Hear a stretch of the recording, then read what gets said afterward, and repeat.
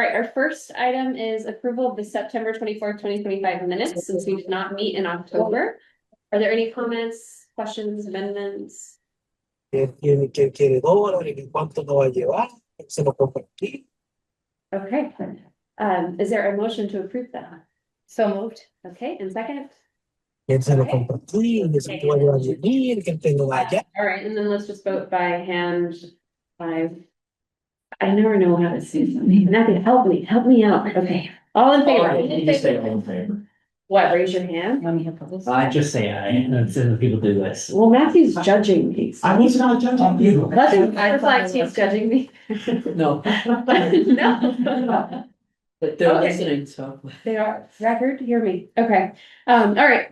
President's notes, a couple of different things for you all. So we do have 2 open seats for the board coming up. They're posted very soon. So if you have anybody who you think might want to participate, might be a good person to add to serve the community in this capacity, please do take note, share the announcement, and we would love to have them. Let us know if you have any questions about that, but that should be up and available very soon. Okay.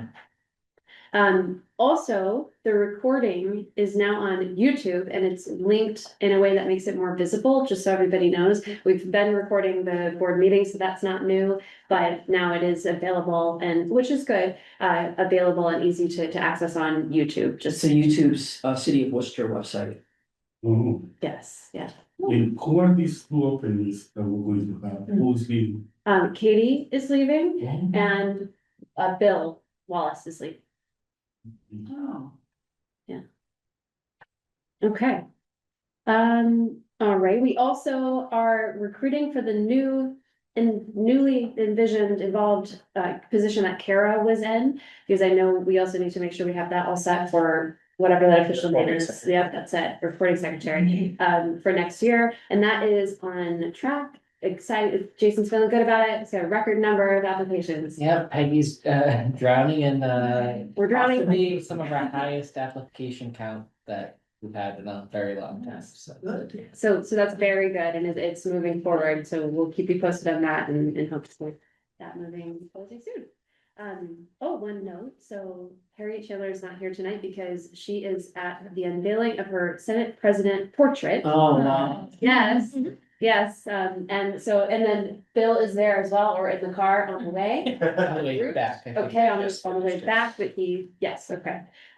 Just wanted to call that out because it's so great to have all of you and her supporting the library, supporting the community. As you all know, she got the Harvey Ball Award last month too, so I'm very excited, and thank you, Harriet, if she's listening or watching the new recording on YouTube. I work for YouTube now.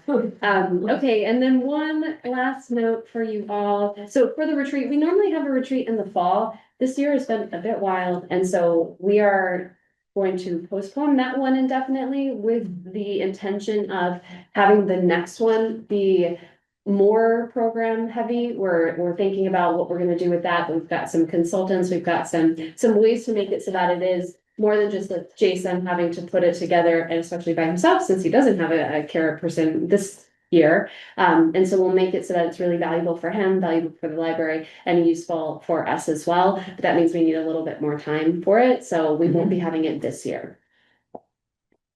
And those are all my notes. Okay, over to you, Executive Director. All right, so just a couple of exciting announcements. I'm gonna go through a couple of slides on to give you some updates from this month. And then I'll do a tiny bit into last month's board report because it's a little bit of a combined thing. But I also think this is it's a great jump off for the greens behind me, as this one's kind of obscured by this. Just trying to figure out where it was the recording. And our bearded fellow, Samuel right here, Samuel Sweat Green, who is, for those of us who are librarians, considered the father of modern reference, penned a paper that he presented at the first, what is now called the American Library Association Conference, 150 years ago in just a couple months. He wrote about the relationship between librarians and their readers. One of my absolute favorite lines from that work is that any well-behaved children may enter the library, and that is just the funniest thing to think about in 2025, that they would have a caveat of well-behaved children. So maybe he and I might be cut from similar cloth. But I'm really excited to share with you is the Massachusetts Board of Library Commissioners, also called the MBLC, every 5 years conducts what's called the Commissioner Awards, where they give out a number of awards at the State House. And this year, we had and they have an award named for Samuel. And this year it was given to a group of librarians and now I'm panicking on their official title. So I'm looking at Matthew and Angela to know their official title. It's the Trans Librarians Support Network or something like that. I'll make it, that sounds right, but I'll find it for you. Okay, thank you. Thank you for librarianing for me, Matt. And so we're really excited because we have a staff member named Ray, who works in our One City, One Library project that does lots of moderation for the resources that group works on. That group was also received the Safe Homes Award the same time I did. They got the group one and I got the individual one. So they're racking up awards quickly, that group, and we're delighted that one of our very own Worcester Public Library staff members, Ray, who works out of One City, One Library, is among the recipients of that award. So deeply proud that they received the award named for one of our most important library directors, of course, after me. Matthew, the title was? But it's Trans Librarians Advocacy Group. And Advocate. for if you're a stickler for copy editing, it's trans with a hyphen between library and part. Roseanne will take note of that. I just changed it. Don't worry, AI didn't make it, Matthew. AI didn't make that title, don't worry. So that's a very exciting thing. If you ever want a longer history lesson on Samuel, I'm happy to bore you, but probably not in the meeting because it'll bore your 11 colleagues most likely. So I'm just going to share a couple of highlights from that are worth it from November. I'm just gonna quickly share my screen. Brand new computer, not the smartest time to have a brand new computer. Nope, do not quit, because that would. We can hold the hard copy up. Oh, well, I can give you a hard copy, so let's try one more time, and if not, we will, oh, it's working, but I lost my mouse, so we're just gonna hope that I can do it. Okay, excellent. So just a couple quick notes. Something that's really exciting that happened just this past week. I was invited by Senator Robin Kennedy to what I thought was to go to answer questions to the Senate regarding the act regarding free expression, which is our anti-book ban bill. And once I got there, I found out they wanted me to speak at a press conference, which was a very new, very exciting endeavor for me. I've also never been so nervous in my whole life. I got 2 alerts on my watch to say my heart rate was elevated, which has never happened to me in a presentation setting before. So that was very exciting. So an act regarding free expression has passed the Senate and now moves on to the House. Before becoming a law. That's the Senator Julian Sear, who those of you who were able to attend the I think 4 years ago, the foundation had for the annual meeting had Senator Sear come talk about book bans. And so before that was the last session of the Senate. So he was not the sponsor of the bill, it was Senator Oliveira. But this session of the Senate. He is the primary sponsor. Both of our senators that represent Worcester had signed on to be sponsors for that bill as well. So an act regarding free expression helps add One exciting thing is while public librarians had some protections against targeted harassment from book bans, school librarians do not have any.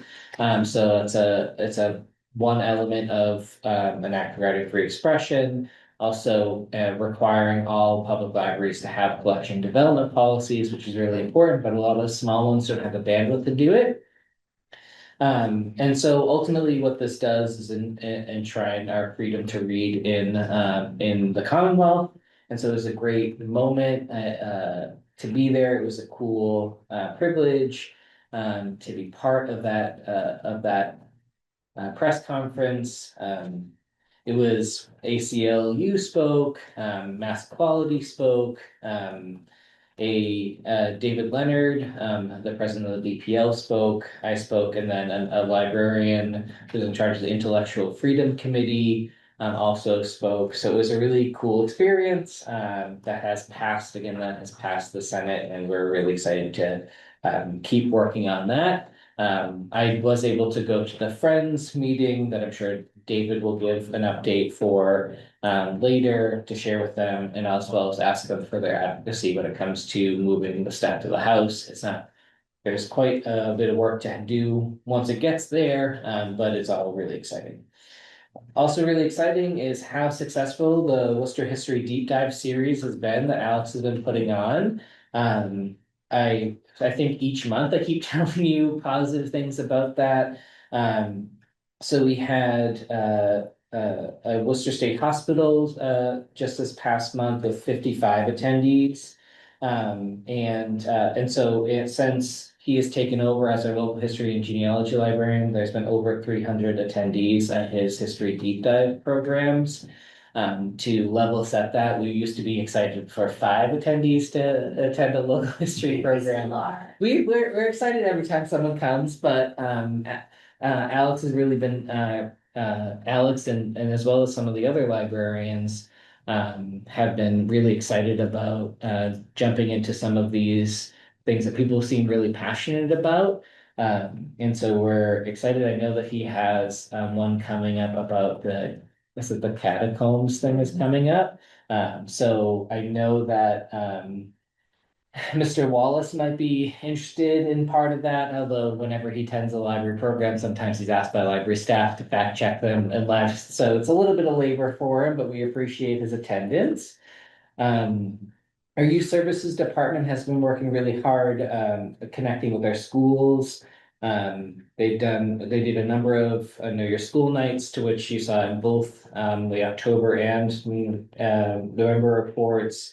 And have been able to connect a lot with the schools. Later, but I'm going to bury the lead when I talk a little bit about preparing our community for the future. I've now been to 3 meetings where a member of leadership in the schools have directly called out in positive way called out one of our team librarians, Winter, for how amazing of a presenter she has been. So it's been cool to walk into a room and for some school official to say, "We love Winter," and then clarify that we're going to talk about the season and because who likes this darkness outside?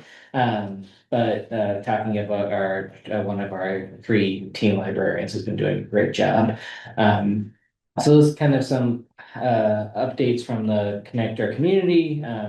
Promoting literacy, an interesting thing has been one great story that our adult services staff shared that I want to share with you all has been a lot of people have been turning to us for difficult questions, navigating the time, including Kira spending quite some time with a patron who just called to ask, really, what does this government shutdown mean?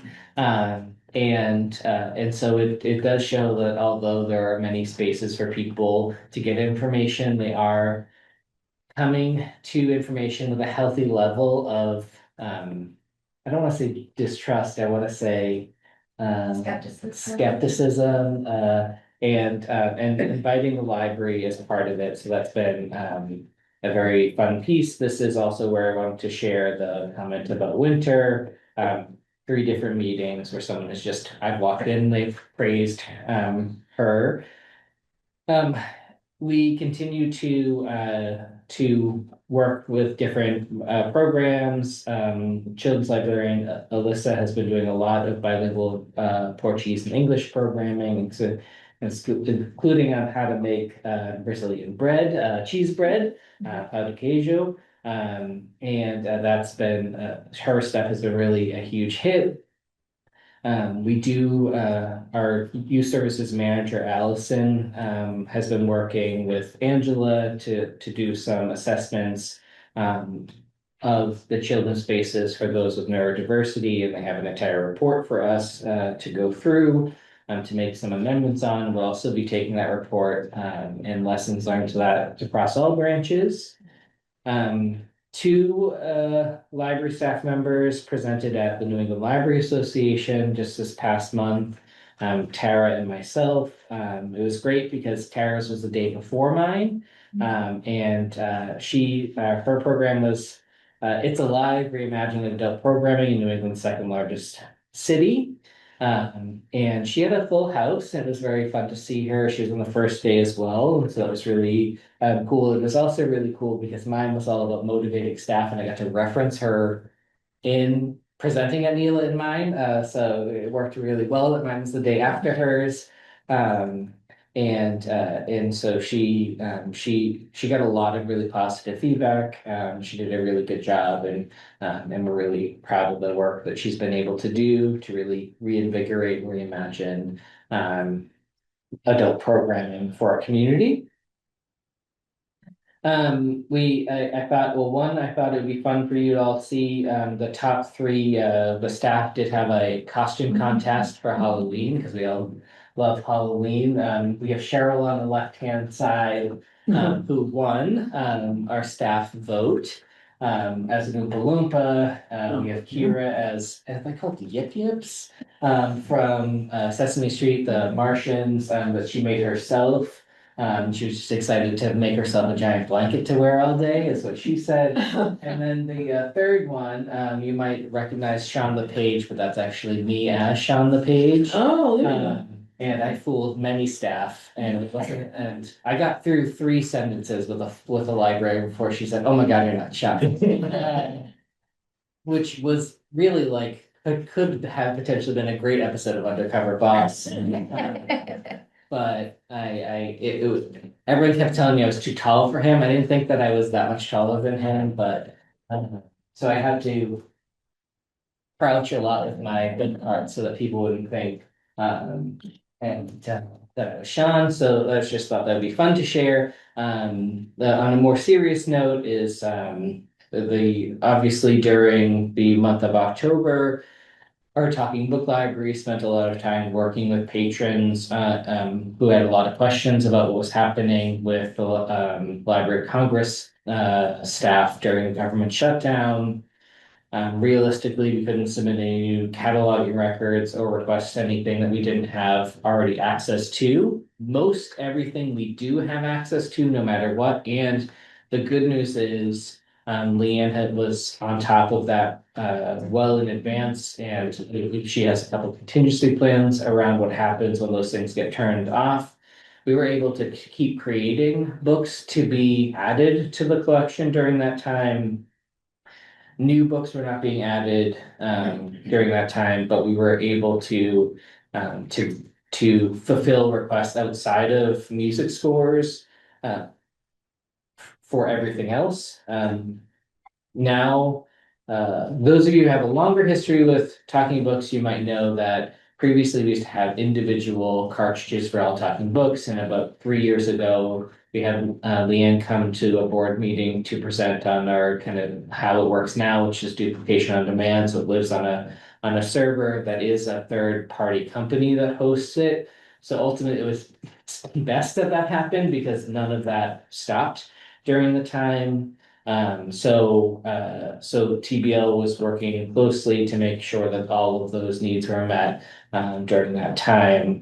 They also didn't take that as a resting because Leanne has also started working on a app called Right Here, which is an app for people with vision disabilities that uses Bluetooth receivers at various locations throughout the library to give people directions on where things are. So once you get to a place that is a right here, and many restaurants, especially larger chains, including McDonald's, have this software built into them.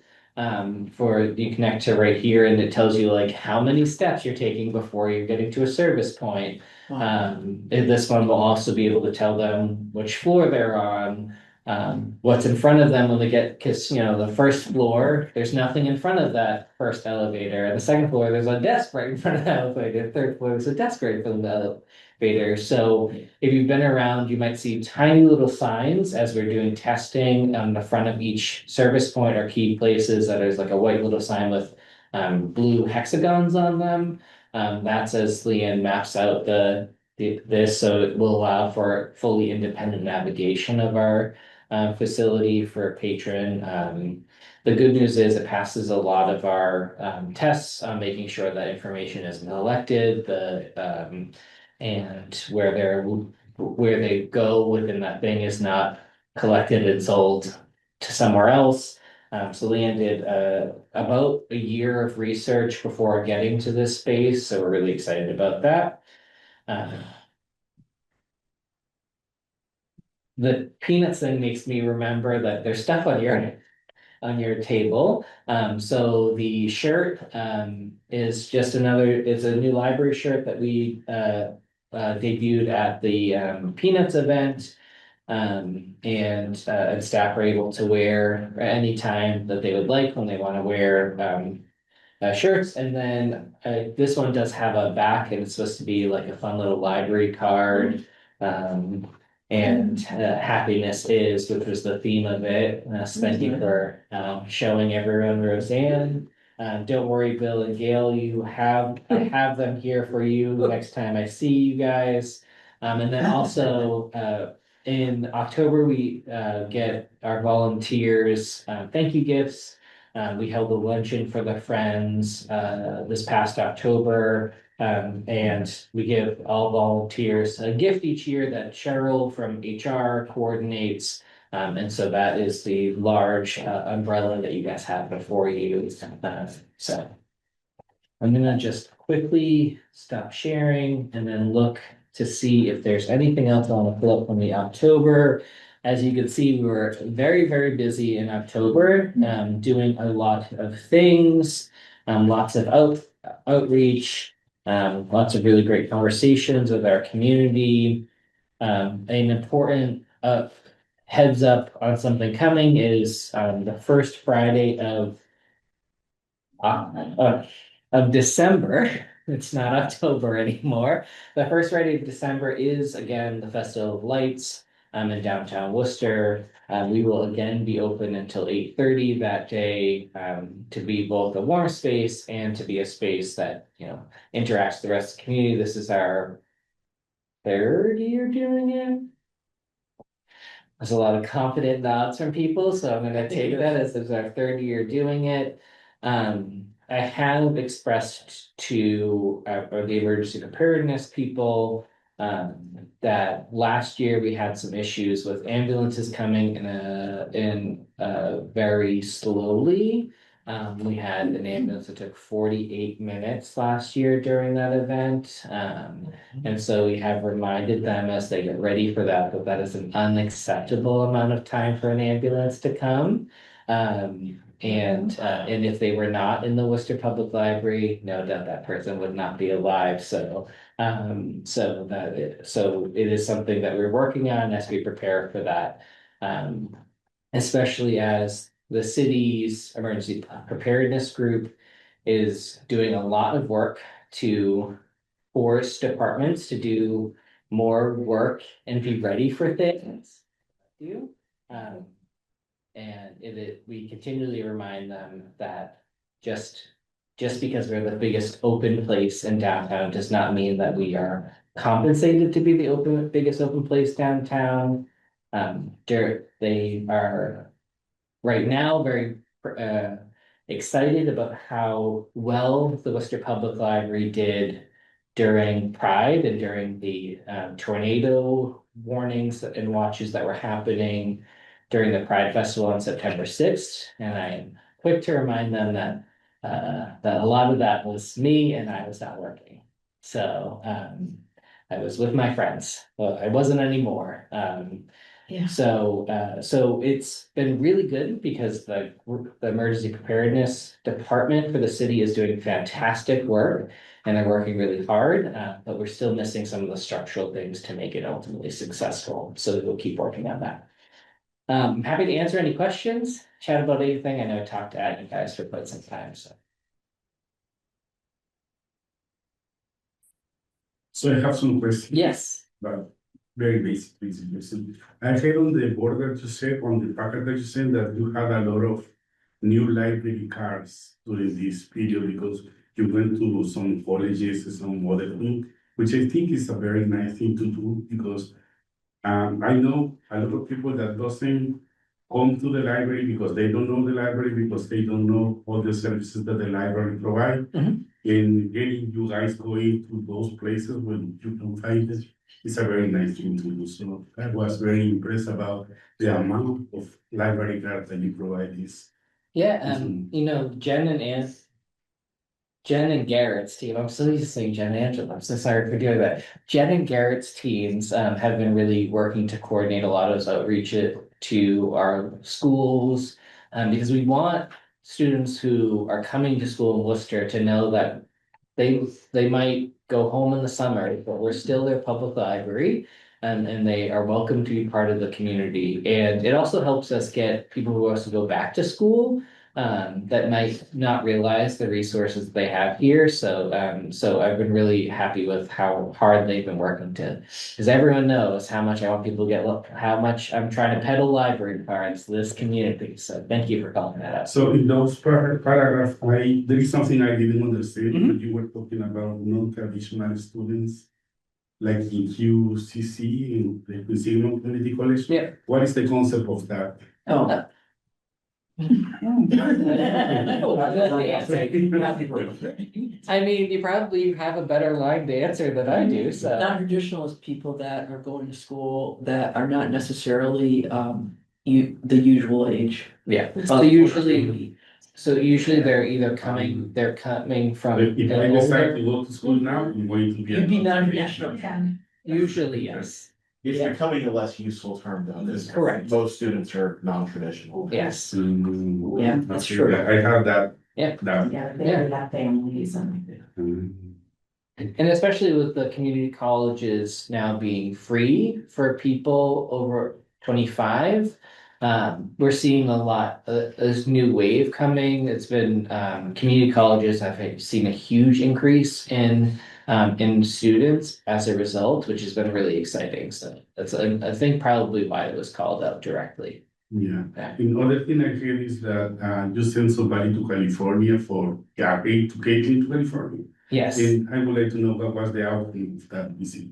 Yeah, so we have, so there's a number of library associations, and one in particular called Reforma, that I started talking to the president, of last PLA, so the last Public Library Association, when I was, campaigning for our ALA elect president, Maria McCauley, the director of Cambridge, I was tabling next to Reforma and I said, tell me all about this. This is specializes in serving Hispanic communities and let's talk. So I brought it back and chatted with Soma about it, about ways in which we can be more involved with that. So they hosted their conference in the end of September. And so ultimately we decided that Caitlin would go there to build some more connections, and she was able to build some more connections. But Caitlin's also been really busy with the he knew that it was here. Grab it and make it so the city of Worcester is currently working on their certification to become a welcoming community. And so much of the city submission is has been authored by Caitlin, and she has been instrumental in having that. We actually just hosted all of the interviews for that in this room over all day for 3 days. So they had 10-hour days for 3 days in a row for that designation. So Caitlin's been really busy building some national connections. We have been able to have Caitlin become she is now a certified auditor of this organization. And was just this past month in Kansas City doing their audit of becoming a welcoming city. So it is an important designation. The Greater Worcester Community Foundation has been working really hard with her on that. And so that has been that's so she took I know she took a lot, she made a lot of connections at that event. And Sorry, it was just a different board that they're gonna be in the ellipse. Simultaneous foundation and library Right. board meetings at the same time, so oh, that's very busy. That's what she's. that, yeah. So the last question that I have is about that you went to the groundbreaking ceremony of the new building over there in Greyhound Valley. Mhm. And do they have a time frame now for that building? Because even yesterday at the friends, they were very excited about getting that in place. So what a great question. So we found out so they were not planning on doing a groundbreaking at all until, was it the week of? When the state decided they were gonna make them do a groundbreaking. And so they hadn't even started to take down any of the buildings yet. However, they have now started taking down the buildings. So it's about a 21-month time frame from start. So Chrissy, Linnea, and I are blitzing this week to apply for a Hanover Insurance Foundation grant. Ranging between $250,000 to $500,000 for the interior stuff of that. But we're really excited because we got our very first rendering from our early feedback days, which the committee That's great. hasn't done for over a year. It's been a while since the last time we talked about it. And so so the timeline really starts ticking relatively soon, probably in the new board year. With starting in January, we'll start to think about times to have meetings around that facility build itself. I will say it's been a very weird one because Trinity Financial is moving forward on everything, and every 2 weeks we kind of hear this has been a change, this has been a change. So as of so right now our IT manager, Mike, is working with them to determine places for electricity and ports for all of the internet, but we still have to have more conversations about all of those pieces. So it's a weird one because we don't feel in control at all for what's happening for the larger piece, but we are going to be able to start entering real conversations about which furniture. Angela is now in charge of that branch altogether. So Angela now does all of the branches within her department. And don't worry, we gave Jen lots more projects. Nobody's bored. But we will be able to move pretty quickly and make some decisions pretty quickly over the next 2 years on that process. But it does mean that the building will now actually get built, which I think in all of our previous conversations, I was like, I'll believe it when I see it. Yeah. I'll believe, and then, but we weren't even on the actual location when we had that mound of dirt with the shovel. But I do have a shovel with that mound of dirt. Okay. Okay. All right, there's no other comments. Go ahead. And then I'm coming to you also. Because you mentioned the EMS timeline thing, I'm wondering if you heard any updates for winter sheltering and if you have a plan for, if there is gonna be one, then maybe you don't need to plan as much, but if there's not one. So there is definitely gonna be one. have been told where it is, but I don't know if that's public yet. That's fine. I do know, I was also fortunate enough to know about some of the buildup of that. And I did prefer the original plan, that the manager had, that I think was a really strong, smart plan. And not enough people were saying yes to that smart, strong plan, so we're on Plan B. Plan B does put the shelter not near the library, which will definitely add to what we think about for the winter, as we are still near a lot of the food things. But if those food things end up moving closer to where this location is, it might change some aspects of it. Obviously, the bus being free Yeah. is an important caveat to that, is a really important space to that. But it is not I know that the manager wanted it open this week, because I was in meetings where he was asking for it to be open this week. I mean, we've got freezing temperatures. So we are, and I have been in a lot of the conversations that he has been trying to move various organizations quickly to deal with that. I know-ish where the place is, I know the address number, but I don't know what that means, because I'm a millennial, so I don't know street names. So I know how to find it on Google Maps, or Apple Maps, I don't have to I'm not beholden to Will the one. city announce it? Hopefully any day, it's really Okay. I know that the releases are ready, I know everything is ready. They just, the organization that runs it just has to finish it, and I know the stuff has been approved by the board of directors there, so it will really actually be any day that they're gonna Where announce. do we look for the announcement, like the Guardian or? So Guardian should definitely have it, I would Okay. expect Telegram has it, the city will also put a press release out. And I mean, they already have the press release ready to hit send the moment it's done, so. Okay, All of the groundwork is done, they're just waiting for the nonprofit that runs it to flip the switch. Yeah. So, okay. Okay, all right, then Matthew, I'll come to you for the administration committee report. It's very, very short. Lay it on us. Administration committee met last night virtually for a brief executive session to discuss the evaluation of the executive director.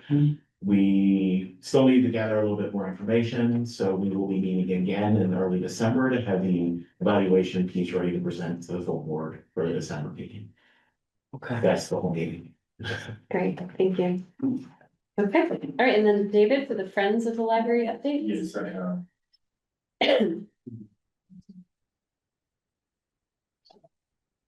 So I have two different reports, but I'm just going to read the one that was from yesterday, because it's a continuity of them. So it was a very, very hard meeting yesterday, really, because they got a lot of very good news about money. They have a lot of money now, and they are having these plans to improve the money income to the board. So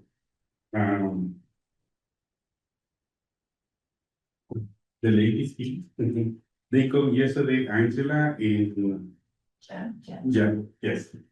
And they were asking for money, of course, the friends of the library provide the approval for the money, which is $6,000 and something more. And this is going to cover programs starting on December until January next year. So this is a good plan. Then Jason came to talk about the effort the public library has been doing on legislation. He was talking about the book bans and something about ebooks as well. Yes. How they are going to try to control how the ebooks provide or sell the ebooks to the libraries in general. They were very happy about the luncheon that the library provided to them. I had conversation with some of them before the meeting, and everybody was so excited because they feel like the library is taking care of them. It's like showing a little care for the work that they do, and they were happy about that. in between the programs that they were asking money for, they were very happy and very excited about Peter Gavi program they are going to have next month, I think. And they were very happy when Angela said that on average, 35% come to the pizza night. And they were excited about that and they were happy to provide more money for that. And I think they said that they have more money to spend, right? Yeah, I put out a call today, so if you wanna spend any more money, please. Yes. It's gonna be a 6-7. You're welcome to us. Yeah. Oh, So- are they having a 6-7? I took backup plan in case it isn't cool anymore, but yes. Right. Well, anymore. It is cool. I know it's cool, then it's no water cool. That means you're just insightful. Yeah, in the last month meeting, they were talking about the general budget, the yearly budget that they have. And they still have like $7,000 in budget to provide to different screenings. So there is money over there, we can just ask it. Then there are some new volunteers that are coming and they are excited about that. The bookstore is getting ready for the holiday season. They are going to have a holiday book sale and they are wrapping books for the blind date with a book program that they have that is very successful. This meeting, they were talking that they already have like 30 books packaged and they were discussing, do we put it for this day or do we put it for the other day because we don't want to get out of them. So that is really exciting. And they get together to wrap the thing, so it's as well a bonding experience that they have. So the holiday sale is going to be on December 5th from 5:30 to 8:30, and on December 6th, which is Saturday, from 10 a.m. to 4 p.m. They have a special guest, which is called Olive the Dog, that they are going to bring a dog for everybody to pet. It seems like it's a success. A big deal. They come and they bring the dog to the children area, so a lot of people, in that children area is at the end of the bookstore, so a lot of traffic is over there. That's good. Francis Perkins Branch will have a book sale as well on January 29 from 4 to 7 p.m. The Friends host the Massachusetts Friends meeting on November 8th, and there were like 55 persons who comes. There was a success. People coming from Truro and very down on the Cape Cod, and they were excited. The association is planning on the spring edition, and they were talking about this ferry we host it, or do we leave another town to host it because circulation, but Worcester has this very central location, which is good for everybody. Then from September, October, they have an income of $4,800 plus, which is a lot. And we were talking about how the fax sales has improved every month. And that is something that we really don't think was going to be so successful. They mean that the community needs the service that the library is providing, which is a good thing. They got in these 2 months like $821, which is a good bunch. And this is the fax service that they provide here at the main branch and the one at the Worcester at the Francis Perkins. And on this point is where they were talking about the new library that is going to be over there at Great Brook Valley, because they think that that location needs more support from the library, and having this fax service is going to be good. Because I think in the community, the Latin American community, where I belong, a lot of people use fax for sending documents to Health Connect or to MassSafe, Right. all this, and they are always looking for places where to fax. And I always say, go to the library, because it's a good service. And they are thinking that this is going to be very good at the location of the, but then we need to wait 24 months in order to have that. And they were talking about another agenda point that is not here because it's not completely done, but they are talking about print the photocopies machine, the photocopy machine and the printer machine to Xerox to have it here at the library and get that money. And they have this projection that they're going to have $500 monthly of income out of that little business. That is an investment like $10,000 a year or a month, I don't know. Xerox is going to provide the maintenance and they just need to provide the money. The library is on the other side going to provide the paper, they said. And I was wondering, is the library providing the electricity as well? Yeah, so right now, and I can get a kind of a more detailed one. But so right now for printing services at the library, which is nearly constantly used.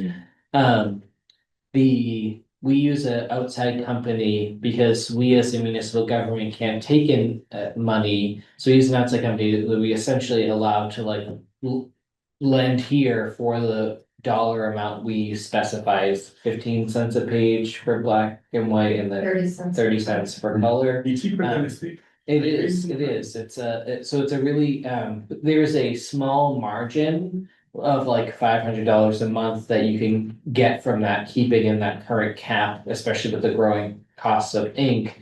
And so that the companies that were used to be doing it when they would make make a lot of money, they're not making a lot of money anymore. They're making smaller margins.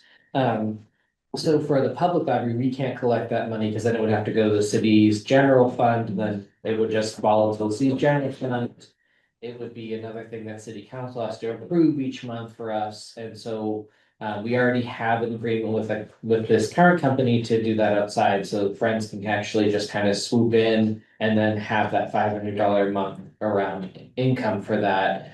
There's already an agreement on, I will have to like check on the paper stuff, but all the, everything else, the lines, the electricity, all that stuff is already built within the system, so it's really them like taking over operations of it. But we want to make sure that it doesn't cost them money to do so. So Mike, our IT manager, met with Rosemary and Dave, the treasurer for the Friends before the meeting to go through like what that does, what's the projections for that, keeping an eye on it, making sure that it doesn't end up costing them any money, because if it gets to that point, we will have to raise prices on those, but we'd like to keep them as low entry as possible, because a lot of times people are just coming in with a nickel and 2 dimes and saying, how much can I get out of this? And you're like, one print.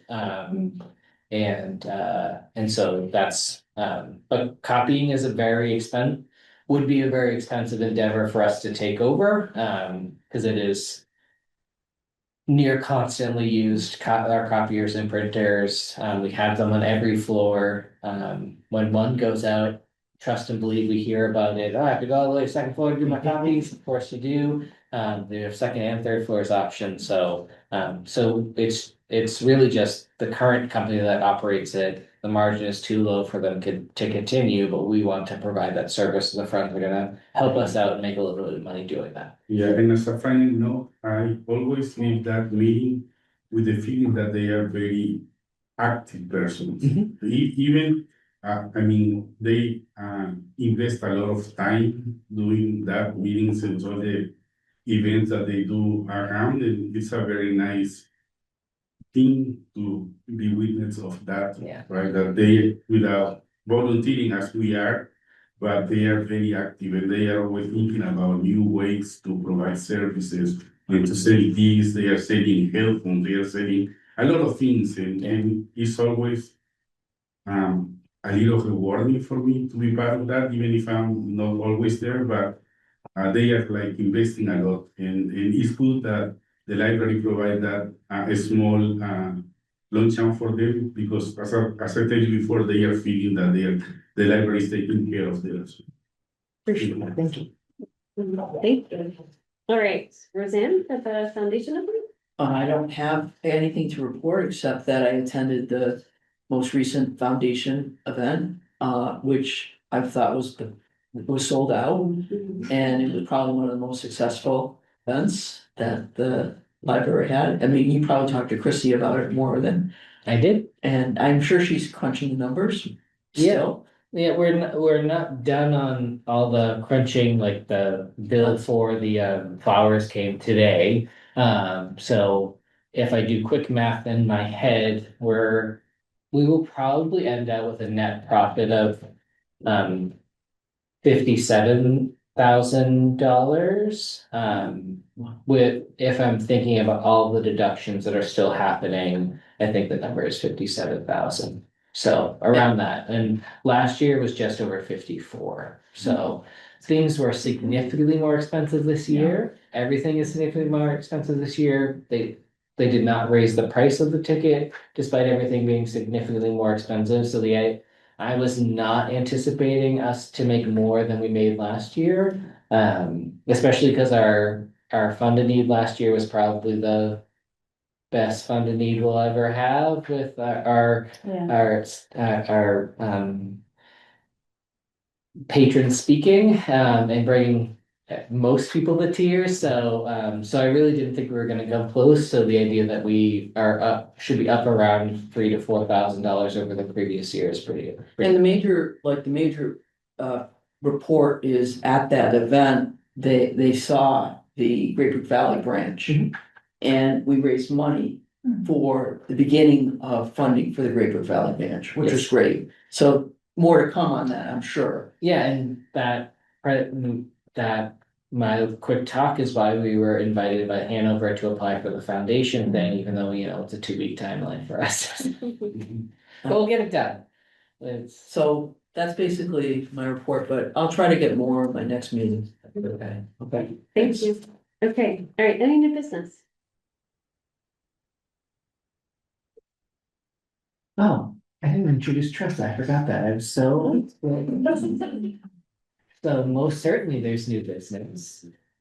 Okay, Will actually have to. I got, Reach out to me, I got so excited to jump in, got so excited to do a short history lesson on Samuel Sweat Green that I was so rude and I didn't introduce our newest member of the Yes. leadership team, Tressa Santillo. And Tressa comes to us directly from, well, I'll let her introduce herself. She is our new Director of Innovation and Public Service.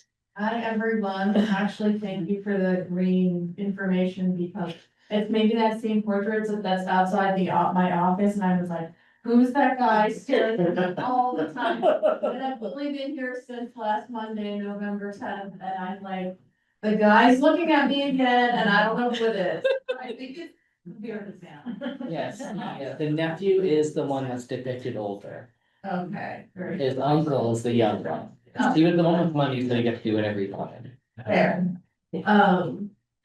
So, hi, everyone, I'm Tressa Santello, the new Director of Library Innovation and Public Services here.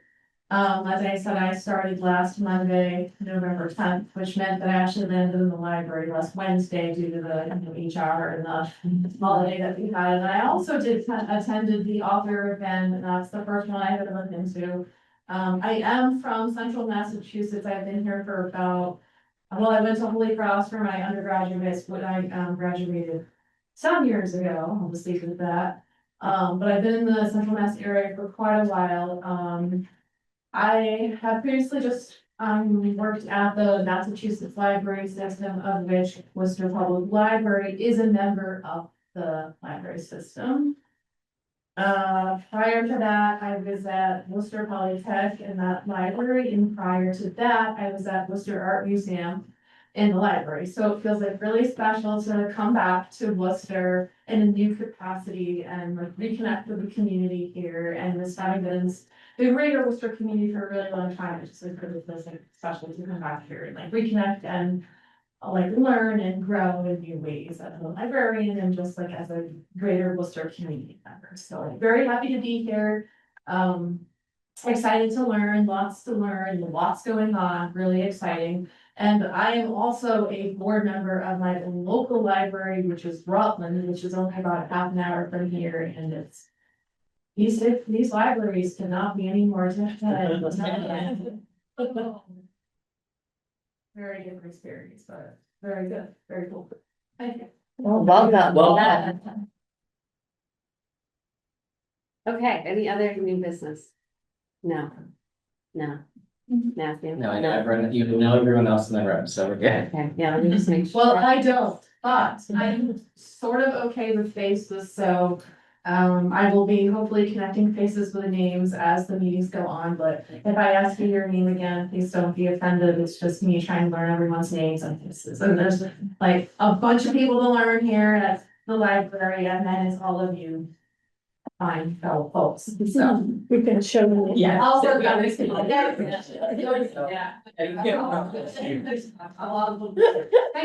Okay, all right, then, motion to adjourn. Motion to Is adjourn. there a motion to adjourn? Okay, is there a second? Second. All in favor? Hi. There you go. Thank you.